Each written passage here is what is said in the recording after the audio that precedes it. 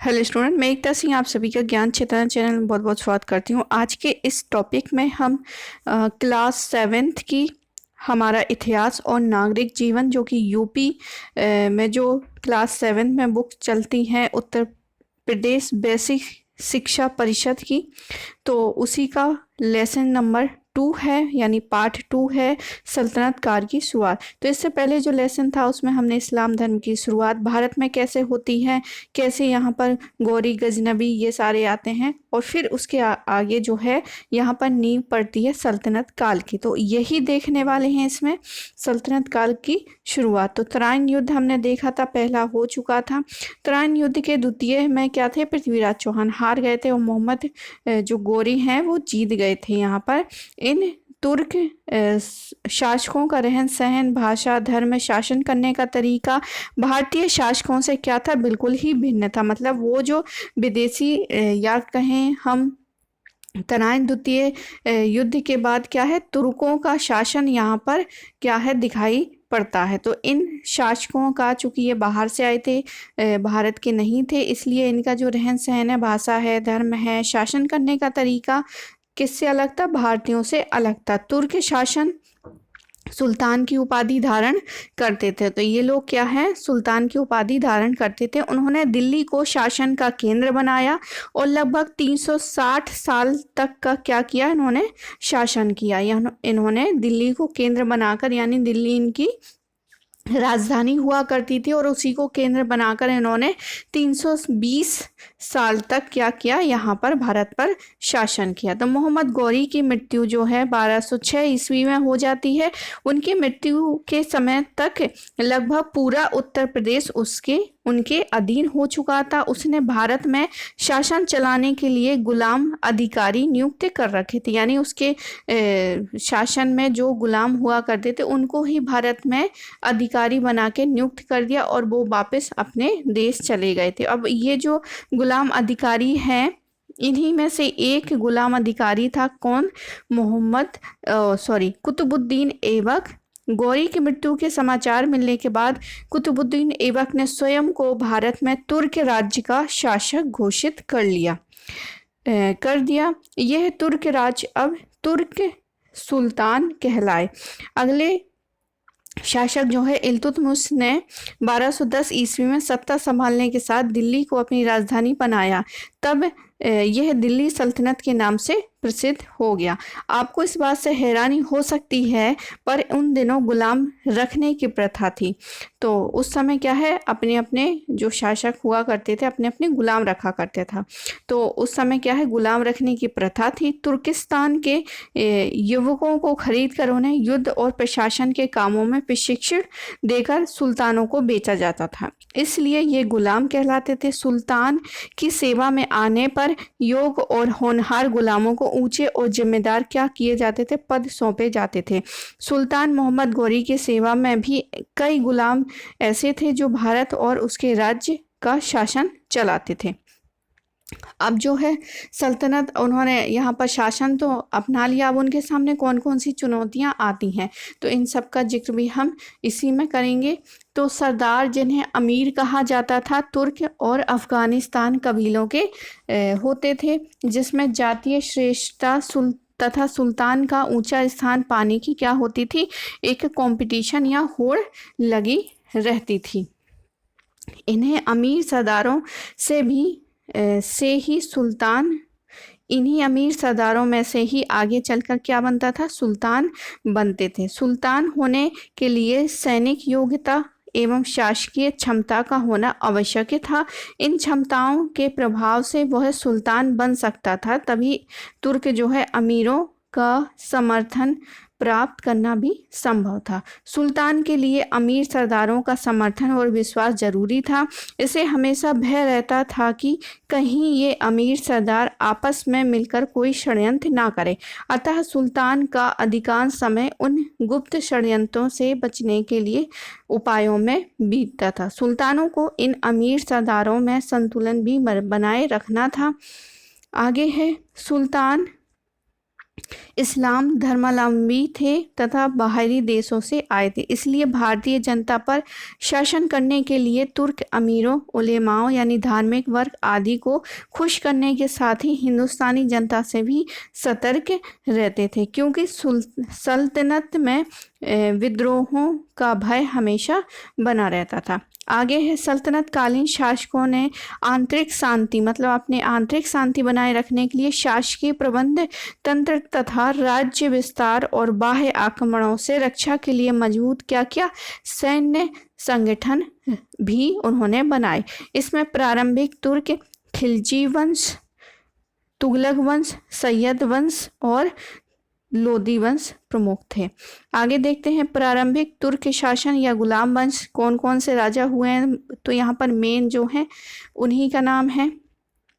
तो कुतुबुद्दीन सबसे पहले हैं। 1206 ईस्वी में मोहम्मद गौरी की मृत्यु हो जाने के पश्चात उनका जो है तुर्क गुलाम कुतुबुद्दीन ऐबक उत्तर भारत का पहला तुर्क शासक बनता है। कुतुबुद्दीन ऐबक लाहौर को अपनी राजधानी बनाई। उसका उदारता के कारण ही उसे क्या है, लाख बख्श कहा जाता था, क्योंकि ये क्या है, बहुत दानी था, बहुत ज़्यादा क्या है दान दिया करता था, इसलिए इसको लाख बख्श कहा गया। अर्थात वह लाखों का दान करने वाला दान प्रिय व्यक्ति था। भारत में उसने जीवन का अधिकांश समय सैनिक गतिविधियों में बिताया था कुतुबुद्दीन ऐबक ने। इन्होंने 2.5 दिन का झोपड़ा भी बनवाया। आगे देखते हैं, भवन का निर्माण किया जिसमें कुतुब मीनार हो गई, दिल्ली में जो कुतुब मीनार है वो, और वहीं पर क्या है, एक कुव्वत अल इस्लाम मस्जिद भी है। और 2.5 दिन झोपड़ा ये अजमेर में, 2.5 दिन का झोपड़ा अजमेर में। आगे देखते हैं, कुतुब मीनार की शुरुआत ऐबक ने की थी, परंतु इसको पूर्ण किसने करवाया था, इल्तुतमिश ने।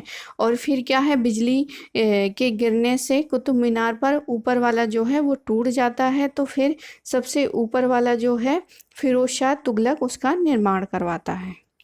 आगे है, कुतुबुद्दीन ऐबक ने भारत में एक नए राज्य की नींव डाली। उस राज्य को सुदृढ़ बनाने के अवसर उसे नहीं, मतलब बहुत ज़्यादा उसको इतना टाइम नहीं मिल पाया कि वो अपना साम्राज्य का विस्तार करे। तो जो मोहम्मद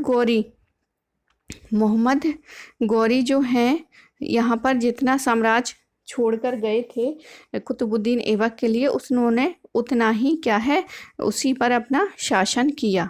और फिर इनकी क्या है, कुतुबुद्दीन ऐबक की 1210 में चौगान खेलते समय, एक चौगान होता था जो घोड़े पर बैठकर खेला जाता था, तो उसी से घोड़े से गिर के इनकी मृत्यु हो जाती है। आगे देखते हैं, यहाँ पर अब आते हैं इल्तुतमिश। 1210 से 1236 ईस्वी। 1210 में कुतुबुद्दीन ऐबक ने मृत्यु के पश्चात दिल्ली के अमीरों ने इल्तुतमिश को गद्दी पर बैठाया। उसे ही उत्तरी भारत में तुर्कों के राज्य का वास्तविक संस्थापक माना जाता है। तो पहला अगर पूछे संस्थापक उत्तर भारत में तुर्की राज्य का संस्थापक तो कुतुबुद्दीन ऐबक है। वास्तविक संस्थापक पूछे तो इल्तुतमिश है। आगे देखते हैं, गद्दी पर बैठने के बाद उसे आंतरिक और बाह्य समस्याओं से जूझना पड़ा। इल्तुतमिश ने इसके जूझने मतलब आंतरिक और बाह्य समस्या को सुलझाने के लिए 40 जो है सरदारों का गठन अर्थात तुर्कान ए चहलगानी का निर्माण किया। अब यहाँ पर क्या है, प्रशासन देख लेते हैं। प्रशासन जो है केंद्रीय प्रशासन था, और जो केंद्र है फिर वो प्रांतों से मिलकर बना था, कई एकताओं में विभक्त था, और ये एकताएं जो हैं कई परगनों से मिलकर बनी होती थी, और फिर परगना होता था और फिर ग्राम होता था। तो ये कुछ केंद्रीय प्रशासन था। अब यहाँ पर केंद्र में कौन होगा, सुल्तान होगा। एकता में क्या होगा, एकतादार होगा। परगना में परगनाधिकारी, और ग्राम में मुखिया या पटवारी या चौकीदार। तो ये होंगे। आगे देखते हैं, तो ये कुछ उसका साम्राज्य था इल्तुतमिश का। ये वाला भाग जो है वो इल्तुतमिश का यहाँ पर था। आगे देखते हैं यहाँ पर शासन व्यवस्था। इल्तुतमिश ने देश में एक राजधानी, एक स्वतंत्र राज्य, राजतंत्रीय प्रशासन व्यवस्था और अफसरशाही व्यवस्था की स्थापना की। उसने दिल्ली को भारतवर्ष में तुर्क साम्राज्य का राजनीतिक, प्रशासनिक और सांस्कृतिक केंद्र बनाया। उसने एकता व्यवस्था के द्वारा केंद्र को प्रांतीय और स्थानीय शासन से जोड़ने की नींव डाली। आगे देखते हैं, सुल्तान ने अपनी सल्तनत या राज्य को कुछ प्रांतों में बांट दिया और प्रांतों को क्या कहा गया, इक्ता कहा गया। हर इक्ते में सुल्तान अपने एक जिम्मेदार सेनापति को नियुक्त करता था। इसे इक्तादार या अक्तादार कहा जाता था। अब यहाँ पर है कि पिछली कक्षा में आपने स्थानीय शासन की ऐसी सुनियोजित व्यवस्था के बारे में पढ़ा है। तो ये जो है स्थानीय स्वशासन जो हमने नागरिक शास्त्र में पढ़ा था वो यहाँ पर बात कर रहे हैं। आगे देखते हैं, इक्तादार के पास अपनी सेना होती थी और प्रशासन चलाने के लिए अधिकारी होते थे। इक्तादार इनकी सहायता के लिए राज्य की रक्षा करते थे और अपने नियंत्रण क्षेत्रों से कर वसूला करते थे। अपने इक्ते से इकट्ठे किए गए कर से ही वे अपना और अधिकारियों का और अपने सैनिक खर्च चलाते थे। इन खर्चों के उपरांत जो कर बच जाता था उसे इक्तादार या सुल्तान को भेज देते थे। आगे है, इल्तुतमिश ने मुद्रा व्यवस्था में सुधार करते हुए चांदी का टंका और तांबे का जीतल चलाया। तो एग्जाम की दृष्टि से बहुत इम्पोर्टेंट है कि टंका और जीतल जो है वो कौन सी धातु का होता था। तो टंका जो है वो तांबे का, जीतल जो है टंका जो है वो चांदी का, टंका जो है चांदी का और तांबा जो है वो जीतल का चलाया था। किसने चलाया था? इल्तुतमिश ने चलाया था। 1236 में इल्तुतमिश की मृत्यु हो जाती है और अपने जीवन काल में ही उन्होंने क्या कर दिया था, उत्तराधिकार की घोषणा कर दी थी और उन्होंने अपनी उत्तराधिकारी पुत्री रजिया को अपना उत्तराधिकार नियुक्त किया था। आगे देखते हैं, अब रजिया सुल्तान जो है वो प्रथम मुस्लिम महिला शासक एकमात्र बनती हैं। 1236 से 1240 ईस्वी तक इनका शासन रहता है। इल्तुतमिश ने अपनी पुत्री रजिया को ही अपना उत्तराधिकार बना दिया था, परंतु सरदारों तथा उलेमा के विरोध के चलते इल्तुतमिश की मृत्यु के बाद उसका पुत्र जो है रुकनुद्दीन फिरोज गद्दी पर बैठता है, लेकिन दुर्बल शासक होने के कारण 1236 में रजिया दिल्ली की गद्दी पर बैठकर सुल्तान कही जाने लगी थी। अब ये सुल्तान कैसे बनती है? तो ये लाल कपड़े पहनकर क्या है, दिल्ली के जनता के पास जाती हैं और फिर कहती, वहाँ पर वो कहती हैं कि क्या है, जो शासक है वो उन्हें बनाया जाए। तो दिल्ली की जनता के द्वारा ही ये क्या है, सुल्तान बनाई जाती हैं।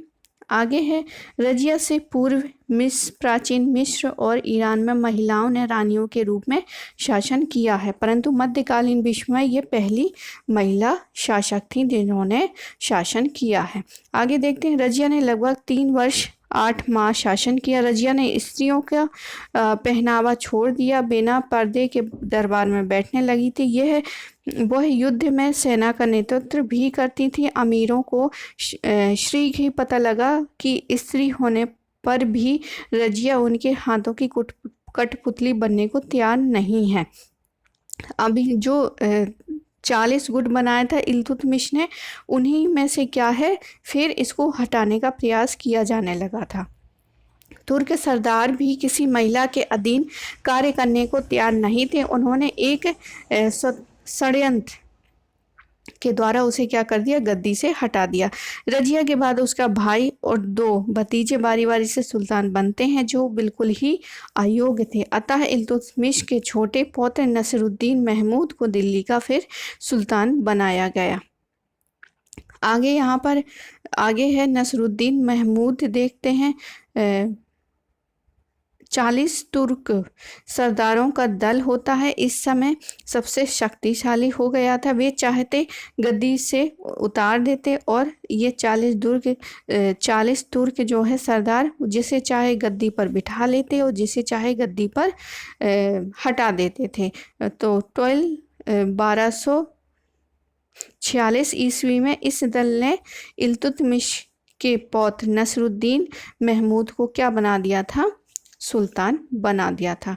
अब महमूद ने एक अमीर जिसका नाम बलबन था को अपना नायक बनाया। बलबन ने धीरे धीरे अपनी स्थिति सुदृढ़ कर ली और वह एक शक्तिशाली सरदार बन गया। 1265 में नसरुद्दीन महमूद के बाद क्या है, बलबन ही गद्दी पर बैठता है। 1265 से 1287 ईस्वी तक इनका शासन रहता है बलवन का। बलवन एक योग्य और अनुभवी शासक थे। उसने अपने शासन काल में कई महत्वपूर्ण कार्य किए। उसने दिल्ली को सुरक्षित कर बनाने के लिए आसपास के जंगलों को भी कटवाया, साफ करवाया, वहां पुलिस चौकियों का निर्माण करवाया। इस प्रकार वह दिल्ली के आसपास रहने वाले मेवातियों के विद्रोह को रोकने में सफल रहा। तो मेवातियों का विद्रोह कहाँ पर होता है? बलवन के समय होता है। सबसे इम्पोर्टेंट यही है। इसके अलावा बहुत सारे भी विद्रोह होते हैं जिसका दमन बलवन ने किया था। आगे देखते हैं। बलवन ने कानून को लागू करने में कठोरता बरती। उसने राजा के पद को प्रतिष्ठित बनाया। वह राजा जो धरती पर ईश्वर का प्रतिनिधि माना जाता था। बलवन का मानना था कि राजा को ईश्वर से शक्ति प्राप्त होती है, इसलिए उसके कार्यों की सार्वजनिक जांच नहीं की जा सकती। इससे उसकी निरंकुशता सुरक्षित होती थी। इसलिए वह दरबार में अत्यंत गंभीर मुद्रा में बैठता था। वह ना तो कभी मजाक करता था और ना ही कभी हंसता था। उसने दरबार में निर्धारित ढंग से वस्त्र पहनकर आने, बैठने आदि के बारे में नियम बनाए, जिनका कठोरता से पालन किया जाता था। बलवन ने दरबार में सिजदा और पायबोस परंपरा प्रारंभ की थी। तो एग्जाम की दृष्टि से बहुत इंपॉर्टेंट है कि सिजदा और पायबोस की परंपरा किसने प्रारंभ की थी? तो बलवन ने की थी। उसने सुदृढ़ गुप्तचर व्यवस्था बनाई, जिससे आय की राज्य की पूरी खबरें जो हैं गुप्तचर सुल्तान को दिया करते थे। बलवन की प्रमुख विशेषता थी कि उसने सदैव न्याय को सुल्तान का प्रमुख कार्य समझा। उसने शांति व्यवस्था बनाए रखने के लिए सेना पर भी ध्यान दिया। सैनिकों को संतुष्ट रखने के लिए उसने अपने वेतन सदैव समय पर दिए। उन्हें सक्रिय रखने के लिए निरंतर अभ्यास पर बल दिया है। अब यहाँ पर देखते हैं मंगोल आक्रमण। तो मंगोल आक्रमण जो है, यहाँ मैप में देख सकते हैं, ये भारत है और यहाँ पर तैमूर का साम्राज्य है और यहाँ पर ये रेड वाला जो है वो मंगोल और चंगेज खान का साम्राज्य है। तो यहाँ पर अब हम आगे देखते हैं। बलवन ने राज्य को बाहरी आक्रमण से बचाने एवं मंगोलों की शक्ति को रोकने का प्रयास किया। 13वीं शताब्दी के आरंभ में एशिया एवं यूरोप में आक्रांताओं की नई लहर आई। यह नए आक्रमणकारी मंगोल थे, जिन्हें उस महान साम्राज्य के लिए सबसे अधिक जाना जाता था, जिसका गठन उन्होंने चंगेज खां के नेतृत्व में किया। 13वीं सदी का अंत होते होते मंगोल साम्राज्य ज्ञात दुनिया के बड़े भाग तक फैल चुका था। चंगेज खां के नेतृत्व में उसकी बहुत शक्ति जो है बहुत बढ़ गई थी। आगे देखते हैं मंगोल क्या है। मंगोल आक्रमण की भयंकरता को बलवन भली भांति अनुभव करता था, इसलिए उन्हें रोकने के लिए उसने मंगोलों के मार्ग में पड़ने वाले पुराने दुर्गों की मरम्मत भी करवाई। और क्या करवाता है कि नए दुर्गों का निर्माण भी वो करवाता है। यहाँ पर हष्ट-पुष्ट सैनिक एवं विश्वसनीय और अनुभवी अधिकारियों की वो नियुक्ति भी करता है। शस्त्र और भोजन आपूर्ति की व्यवस्था भी वहाँ पर की गई है। अब यहाँ पर फारसी शब्द जो है, मुगल का उद्भव जो है मंगोलों से ही हुआ है। तो मुगलों का उद्भव किससे हुआ है? फारसी शब्द मंगोल से ही हुआ है। इनकी मृत्यु के बाद दिल्ली की मतलब जो बलवन है, बलवन की मृत्यु के बाद गद्दी पर उसके वंश का शासक अधिक दिन तक नहीं रह पाया, परंतु जो शक्ति बलवन ने प्रदान की उसी के परिणाम स्वरूप क्या है, खिलजी सुल्तान अलाउद्दीन अपने साम्राज्य का विस्तार करने में सफल हो जाता है। अब यहाँ पर कुछ शब्दावली देखते हैं। मलिक हो गया। मलिक की क्या, सरहिंद और पंजाब के मुसलमानों की एक सम्मानजनक उपाधि थी। तो मलिक जो हैं वो सम्मानजनक उपाधि थी किसकी? सरहिंद और पंजाब के मुसलमानों की। एकता जो है प्रांतों को एकता कहा जाता था। मंगोल जो है मध्य एशिया और तिब्बत और चीन के रहने वाले जाति थी। सिजदा और पायवोस प्रथा किसने चलाया था? तो बलबन ने चलाया था। तो सिजदा का अर्थ होता है घुटने पर बैठकर सुल्तान के सामने सिर झुकाना, और पायवोस होता है सुल्तान के चरणों को चूमना। तो ये थे कुछ इस प्रकार से ये वाला टॉपिक। तो हमने समझा कि किस प्रकार से कुतुबुद्दीन ऐबक आता है, और फिर उसने इसके बाद फिर इल्तुतमिश और रजिया सुल्तान के बारे में पढ़ा। फिर उसके बाद हम बलबन के बारे में भी हमने यहाँ पर देखा। तो आई होप आपको ये वीडियो पसंद आया होगा। पसंद आया तो प्लीज़ लाइक करें, शेयर करें और सब्सक्राइब करें। मिलते हैं एक और वीडियो के साथ।